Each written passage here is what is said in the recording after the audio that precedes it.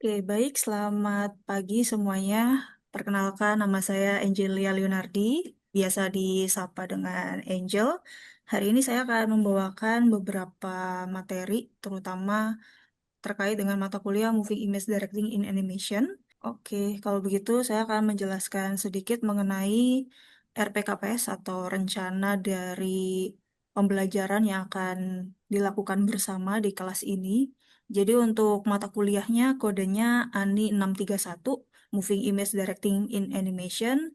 Nah, untuk RPKPS ini ditujukan untuk mahasiswa yang mengikuti semester antara di tahun ajaran 2025 dan 2026. Oke, jadi di sini kebetulan saya sebagai koordinator.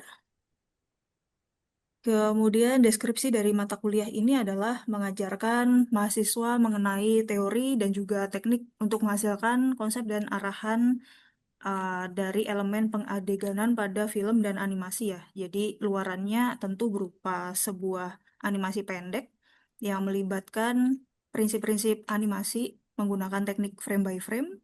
Kemudian nanti untuk pembuatan animasinya disesuaikan dengan body mekanik, gestur, dan juga acting.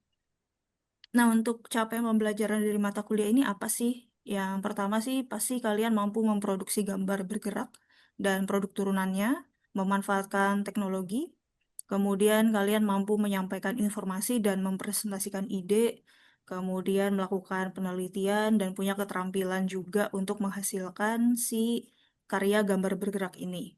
Kemudian yang berikutnya, kalian mampu memahami konteks serta berpikir logis, kritis, serta sistematis dalam mengimplementasikan teori yang sudah diajarkan di mata kuliah ini. Kemudian untuk capaian pembelajarannya, yang pertama kalian mampu membuat animasi 2D, frame by frame dari keyframe, in between, clean up, coloring, sampai compositing. Kemudian yang capaian kedua, kalian mampu menerapkan teknik lip sync dalam animasi yang melibatkan dialog. Yang capaian ketiga adalah mengimplementasikan gestur, body mekanik, pressure, and weight secara tepat pada gerakan animasi. Kemudian yang capaian keempat, mampu mengkorelasikan dasar-dasar acting dan video referensi dengan gerakan animasi 2D. Untuk capaian terakhir adalah mahasiswa mampu mengimplementasikan 12 prinsip animasi dan konsep dasar animasi lainnya ke dalam animasi yang nantinya akan dirancang. Jadi secara bahan kajian, di sini kalian akan mengikuti perkuliahan dari minggu 1 sampai 14, di mana sebelum UTS ada 7 pertemuan, dan setelah UTS sampai sebelum UAS itu ada 7 pertemuan juga. Dari minggu pertama, di sini ada pengenalan animated sticker atau GIF yang nantinya akan di-upload dan disubmit ke WhatsApp. Kemudian di minggu kedua ada basic of acting, gestures and facial expression, terutama menggunakan prinsip exaggeration. Kemudian minggu 3 sampai 5 fokus ke perancangan animated sticker. Kemudian minggu ke-6 ini akan membicarakan vertical animated film. Ketujuh adalah materi visual storytelling in vertical animated film. Di minggu 8 sampai 13 kalian akan fokus untuk membuat progres rancangan dari vertical animated film yang sudah dipresentasikan idenya di minggu 6 dan 7. Oke, sistem penilaiannya di sini ada ujian tengah semester, bobotnya 15%, ujian akhir semester atau UAS bobotnya 15%, hingga ke tugas ya, bobotnya 70%. Jadi kalau misalnya ingin lulus di kelas ini, mahasiswa wajib banget untuk menuntaskan segala tugas sesuai deadline, karena tugas ini yang bobot penilaiannya paling besar. Jadi misalnya mahasiswa tidak sempat mengikuti ujian akhir, misalnya karena cekal absensi, tapi tugasnya lancar, mahasiswa masih bisa dinyatakan lulus gitu. Oke, eh, yang tadi adalah sedikit penjelasan mengenai RPKPS dari mata kuliah ini. Berikutnya kita akan langsung belajar mengenai materi dari Moving Image Directing in Animation, eh, yaitu di week 6, yaitu mengenai vertical animated film. Oke. Nah, sekarang kita akan masuk ke dalam materinya di week 6.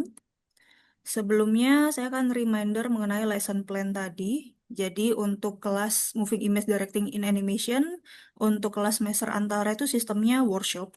Jadi, di sini pengerjaannya adalah client base untuk week 1 sampai 5. Jadi, mahasiswa akan diberikan satu artbook berisi karakter desain dan set NV. Kemudian, mahasiswa diminta untuk membuat stiker animated ya dari artbook yang sudah diberikan di week pertama. Jadi mahasiswa perlu memilih desain karakter apa yang mau dianimasikan, kemudian posenya seperti apa, membuat video referensi, sampai membuat animasinya. Nah, karena kita sekarang sudah di week 6, berarti proses yang tadi sudah selesai ya. Kita akan masuk ke tugas besar berikutnya, yaitu tugas besar yang kedua. Di sini, mahasiswa akan diminta untuk membuat vertical animation dan juga membuat storyboard, terutama mengenai Miss Unseen ya. Gimana sebuah animasi dalam format vertikal itu dibuat desain shotnya. Oke, untuk pengerjaan akan dimulai dari week 6, kemudian di UTS mengumpulkan 25% progress keyframe. Week 8 sampai 13 itu tiap minggunya ada target yang harus dicapai. Kemudian di week 14 sudah finalisasi, di mana akan ditutup dengan animation screening. Kemudian di final exam, mahasiswa perlu mengumpulkan animation showreel yang berisi dokumentasi proses uh, dari storyboard sampai ke hasil final. Oke, sekarang kita akan masuk ke materinya. Mungkin dari kalian sudah paham ya dengan sosmed. Jadi mungkin semua orang di sini sudah pegang sosmed ya. Bahkan anak SD sekalipun kadang udah dibekali dengan HP. Karena kan misalnya di tahun 2020 seluruh dunia kena COVID-19, jadi semua orang akhirnya dipaksa untuk melakukan pembelajaran jarak jauh, yang mana sangat membutuhkan uh, gadget gitu. Nah, akhirnya dari COVID-19 berkembanglah sosial media secara masif. Akhirnya beberapa konten yang harusnya atau biasanya diuploadnya ke YouTube dengan format horizontal atau biasanya diperuntukkan untuk diputar di layar lebar atau di televisi yang menggunakan resolusi dalam bentuk landscape, akhirnya mengalami perubahan nih. Jadi perubahannya mengarah ke vertical format. Jadi vertical video itu adalah sebuah video yang formatnya portrait instead of landscape. Jadi kalau biasanya kita kalau bikin animasi itu si aspek rasionya 16:9. Kalau di vertical video itu kebalikannya. Jadi 9:16. Nah, kalau resolusi biasanya 1920 lebarnya, kemudian tingginya 1080, yang di vertikal kebalikannya. Jadi lebarnya 1080, tinggi dari si videonya adalah 1920. Jadi daripada yang sebelumnya landscape, sekarang di rotate jadi vertikal atau jadi portrait. Nah, ini merupakan standar untuk animasi mobile ya. Biasanya bisa ditonton di TikTok, di Reels, maupun di Shorts. Oke, nah di sini saya ada beberapa animasi yang si artisnya menggunakan vertical video format ya. Setelah ini kita akan berdiskusi gimana sih cara si artisnya itu membuat shot design dari animasi-animasi vertikal yang mereka buat. Oke, kita akan putar dulu yang pertama.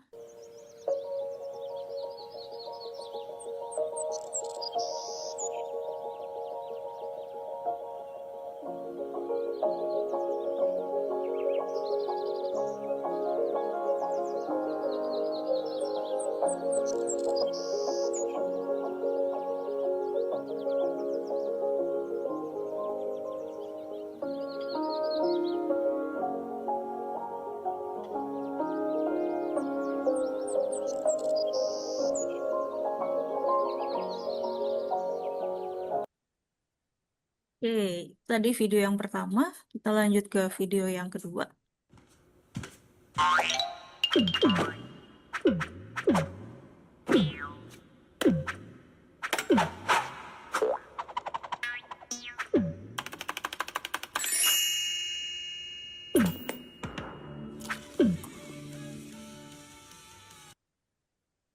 Oke, berikutnya kita akan masuk ke video yang ketiga. As long as you love me so, let it snow, let it snow, let it snow.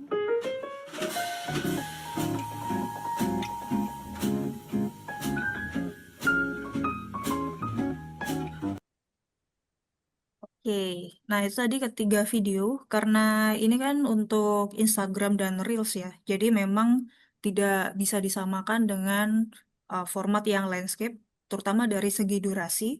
Karena di Instagram itu biasanya untuk videonya sangat-sangat pendek.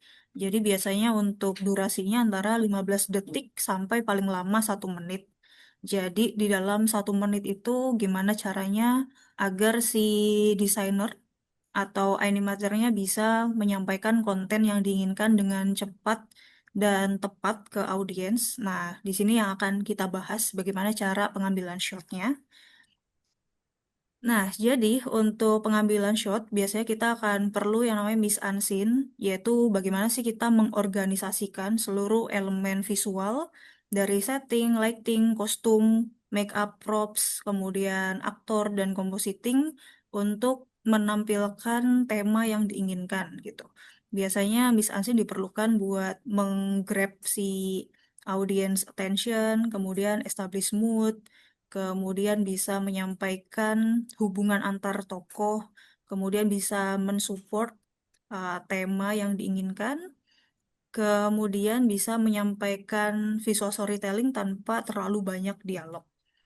Nah, kalau dari 3 video yang barusan, kira-kira kalau misalnya mau bikin vertikal video, apa sih yang perlu dilakukan? Kira-kira penempatan objek penting atau karakter atau setting yang penting itu di sebelah mana? Ada yang mau berpendapat? Oke, mungkin dari Ari atau dari Prinka mau coba menjawab?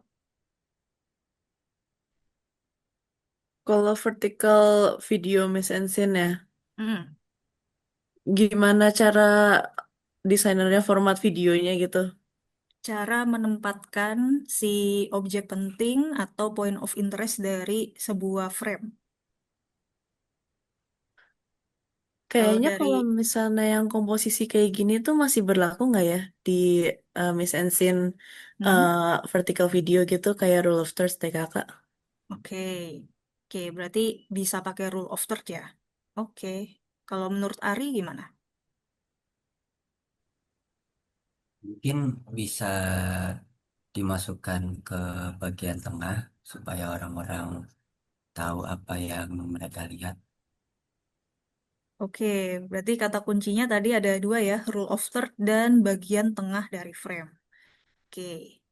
Nah, jadi apa yang tadi disampaikan Prinka juga sudah benar sih. Jadi kalau misalnya kita ngomongin composition, pasti kita mengarahnya ke rule of third. Karena rule of third ini merupakan apa ya, kayak golden ratio dari sebuah frame. Jadi mau bentuknya vertikal, landscape, itu pasti kita masih tetap pakai rule of third. Nah, cuman bedanya kalau misalnya di format landscape, biasanya rule of third kita bagi si frame-nya tuh jadi 9 kotak seperti ini. Nah, penempatan objek pentingnya itu biasa di intersection antar grid. Jadi antara grid vertikal sama horizontal ada intersection. Nah, di intersection itulah biasa kita meletakkan si objek yang penting, entah tokoh, entah objek, pasti ditaruhnya di sini. Kemudian kalau ada caption, biasanya ditaruh space-nya di bawah atau di atas, di tengah-tengah kotak antara yang tengah ke bawah ini. Nah, bedanya kalau misalnya di vertical video format, kita juga menggunakan rule of third, tapi simply dia di rotate ke vertikal. Nah, di vertical composition, ini ada yang namanya hot zone area. Nah, di sini saya akan sertakan gambarnya. Kira-kira hot zone area itu ada di sebelah mana? Ada yang mau berpendapat? Oke, Alicia mungkin kira-kira ada di sebelah mana nih hot zone-nya? Eh, mungkin di bagian diagonal kanan kiri atas dan diagonal kanan kiri bawah. Oke, kanan, kiri, atas, bawah. Oke, thank you. Ada lagi yang mau berpendapat? Kira-kira ditaruhnya di mana sih? Mungkin Yafet mau berpendapat? Belum ada pendapat sih. Belum ada pendapat. Oke. Mm-mm. Ada nggak yang mau coba menebak hot zone-nya ada di mana? Oke, kalau dari tiga video yang tadi, kita bisa melihat kalau mayoritas dari semua objeknya itu ada di bagian tengah ya. Tadi yang sudah dibilang sama Ari. Jadi untuk rule of third, ini tuh kita bisa membagi lagi ke dalam beberapa kotak. Nanti dari kotak-kotak itu, kita baru tentukan si hot zone-nya ada di mana. Nah, jadi si rule of third tadi kan dibagi ke dalam 9 kotak. Nah, 9 kotak itu bisa dibagi lagi per kotaknya jadi 4 kotak gini. Nah, jadi yang horizontal dibagi dua, yang vertikal dibagi dua juga. Jadi gridnya akan seperti ini. Nah, hot zone itu ada di bagian tengah, di bagian sini. Kenapa sih hot zone-nya ada di bagian sini? Mungkin kalau yang terbiasa untuk main sosmed, katakanlah nonton short atau TikTok ataupun Reels, kalau yang di bagian bawah ini ada apa sih biasanya? Ada subtitle. Oke, ada subtitle. Kalau yang di kanan, kalau yang di kanan ada apa? Biasanya UI-nya bukan sih? Iya, ada UI. Jadi kalau di kanan itu ada comment, share, dan sebagainya. Jadi kenapa sih Hotsun tuh ada di tengah? Karena kita berpatokan sama basic interface of social media. Jadi di bagian kanan ada like, comment, share. Kemudian di bagian bawah biasanya ada chat, ada caption, ada tombol buat emot. Kemudian di bagian atas biasanya ada tombol back, tombol search, atau tombol setting yang lainnya. Nah, di bagian kiri ini simply karena blind spot aja sih. Biasanya orang tidak terlalu memperhatikan yang kiri karena biasanya pandangan mata difokuskan buat ke bawah dan kanan. Jadi untuk hot zone ini ada di bagian tengah. Jadi nanti kalau misalnya kalian akan membuat sebuah video dengan format vertikal, ini berlaku nggak cuma ke animasi tapi ke film juga. Penempatan dari karakter dan objek pentingnya tuh wajib ada di dalam hot zone. Nah, kalau misalnya ditanya, berarti kalau misalnya kita mau menempatkan objek penting di hot zone, kita cuman bisa pakai framing, katakanlah medium shot atau full shot dong, nggak bisa yang close up atau yang jumlah tokohnya ada banyak. Nah, sebenarnya bisa aja semua type of angle, type of shot digunakan asal ya itu tadi di-adjust agar si tokoh atau elemen pentingnya itu benar-benar ada di bagian tengah, di bagian hot zone ini. Nah, kemudian untuk subtitle, nah biasanya ada dua macam subtitle ya. Ada subtitle yang memang disematkan oleh si kreator, dan juga ada subtitle yang generate otomatis dari TikTok Reels maupun dari YouTube Short. Nah, biasanya caption yang generate otomatis dia akan letaknya di bawah sini, di bawahnya Hotsun, tapi untuk caption yang memang disertakan oleh kreator, biasanya kreator nggak pengen subtitlenya tuh tabrakan sama caption yang dia buat. Jadi untuk caption dari kreator biasanya diletakkan di bagian bawah ataupun di atasnya Hotsun. Jadi dari satu kotak ini dibagi lagi jadi dua, atas bawah. Nah, kita bisa letakkan si captionnya di sini. Nah, dari mana sih dasar-dasar pembuatan si Hotsun ini? Kita akan coba analisis dari video yang beredar di sosial media ya. Nah, jadi ini ada beberapa contoh. Saya ambilnya dari Spirited Away dari Ghibli. Nah, jadi untuk penempatan caption, kemudian penempatan tokoh dan objek penting, mau dia full shot, mau dia agak jauh ya, si established shot, tetap si karakter atau objek pentingnya ada di tengah dari frame. Jadi dia nggak terlalu ke kanan, nggak terlalu ke bawah, nggak terlalu ke atas juga. Jadi bener-bener si tokohnya tuh ada di tengah frame. Nah, terutama juga untuk caption ataupun judul-judul yang penting, itu juga ditaruhnya di tengah ya. Nah, kemudian ini ada caption yang diletakkan oleh kreator. Nah, perhatikan dia nggak terlalu atas juga letaknya. Jadi dia benar-benar di tepi dari hot zone yang bagian atas. Nah, ini ada contoh shotnya. Kemudian ini juga ada contoh shot. Jadi basically sebenarnya shot apapun itu bisa masuk ke vertical format. tapi perlu di-adjust kembali agar si formatnya tuh bener-bener pas di tengah, jangan terlalu minggir atau terlalu atas, terlalu bawah gitu. Nah, ini contoh-contoh shotnya. Berikutnya ini contoh video. Kalau yang dalam bentuk apa namanya si live action ya, kita juga akan coba analisis dari sini. Ini video yang pertama.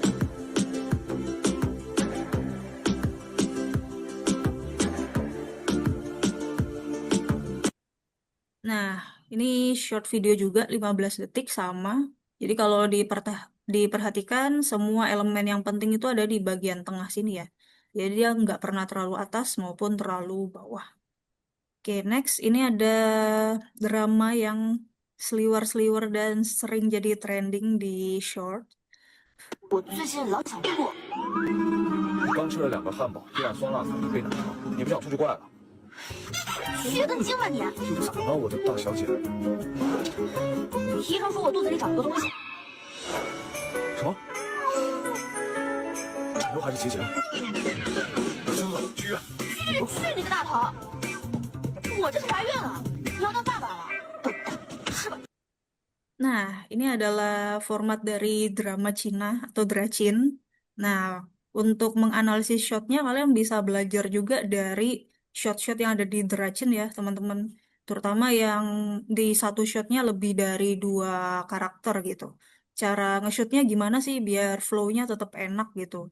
Nah, kalau misalnya ada 2 tokoh gini, ya berarti simply si tokohnya ganti-gantian ngomong. Jadi kameranya shoot ke tokoh pertama, baru tokoh kedua. Kemudian penempatan jarak antar 2 tokoh juga harus diperhatikan ya. Jangan sampai dia diletakkannya berjauhan. Misalnya satu di sofa tengah, yang satu di sofa sebelah kanan. Kalau di shot kan pasti yang sebelah kanan nggak akan kelihatan nih, karena si lebarnya kan lebih pendek dibandingkan bagian yang tingginya. Jadi pastikan si 2 shot ini, orangnya, 2 karakter ini letaknya tidak berjauhan. Jadi biar waktu di shot dia bisa pas di tengah si hot zone tadi. Oke, berikutnya ini ada contoh yang di animasi. Nah, tapi ini adalah animasi yang harusnya dia formatnya landscape, tapi dicoba untuk dipotong ke portrait. Nah, nanti kita akan analisis kenapa sih ada beberapa shot yang kayaknya kurang enak dilihat atau kurang pas gitu.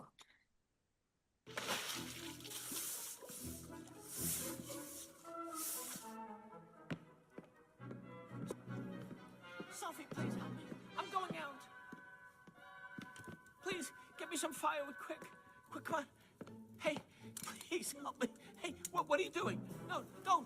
I'll fall. You crazy lady with tongues. You'll be fine. I'll fall, help me. Di bagian ini bisa kelihatan ya, jarak antara tokohnya itu terlalu jauh. I'm Jadi going kita out. nggak bisa melihat tokoh si nenek dari Howl Moving Castle ini, karena memang videonya itu awalnya dibuat formatnya landscape, tapi diubah ke portrait. Jadi memang kalau kalian coba berpikiran bahwa video dengan format landscape tinggal diganti ke format vertikal itu tidak sepenuhnya benar ya, karena bisa jadi ada kesalahan-kesalahan seperti ini yang akhirnya tokohnya nggak kelihatan di layar. Jadi kayak focal point atau point of interest dari framenya kita nggak tahu nih karena kepotong gambarnya. Nah, biar nggak terjadi seperti ini, kalian memang perlu berpatokan sama si hot zone tadi kalau bikin shot design, terutama buat vertical video. Jadi biar tidak terjadi kesalahan-kesalahan seperti itu. Oke, dari sini ada yang mau ditanyakan dulu? Aman, Kak. Aman? Oke, yang lain? Nah, biasanya untuk yang udah pengalaman bikin IG story, secara natural kalian akan sadar kalau misalnya untuk shot design, terutama untuk yang vertikal, pasti secara natural kalian berpikir bahwa objek pentingnya harus di tengah. Jadi itu udah sesuatu yang fondasi yang bagus sih buat sebagai bekal kalian untuk merancang film maupun animasi dengan vertical format berikutnya. Oke, selanjutnya. Ini ada class activity. Jadi karena mata kuliah kita 3 SKS, jadi selama waktu yang tersedia, kalian diminta untuk udah mulai melakukan pre-produksi dari vertical animation film. Jadi silakan di kelas membuat 2 karakter. Cukup tampilkan front view aja, nggak perlu turn around. plus satu set dalam bentuk isometrik untuk animasi yang akan dirancang. Kemudian sebagai post class silakan membuat storyboard dari animasi yang akan dirancang sampai ketemu si animatic storyboard video. Nah, setelah animaticnya selesai, silakan disubmit ke e-learning dengan format name underscore nama underscore movie title storyboard. Untuk formatnya diminta MP4 ya, jadi agar mudah diputar nanti di media player saya. Oke, kalau tidak ada pertanyaan, maka kuliahnya cukup sampai di sini. Semoga ilmunya bermanfaat dan saya akan tunggu submission dari tugas kalian. Terima kasih, sampai jumpa minggu depan. Terima kasih. Terima kasih, Terima kasih, Kak. Bu. Baik, Ya, Kak. sama-sama.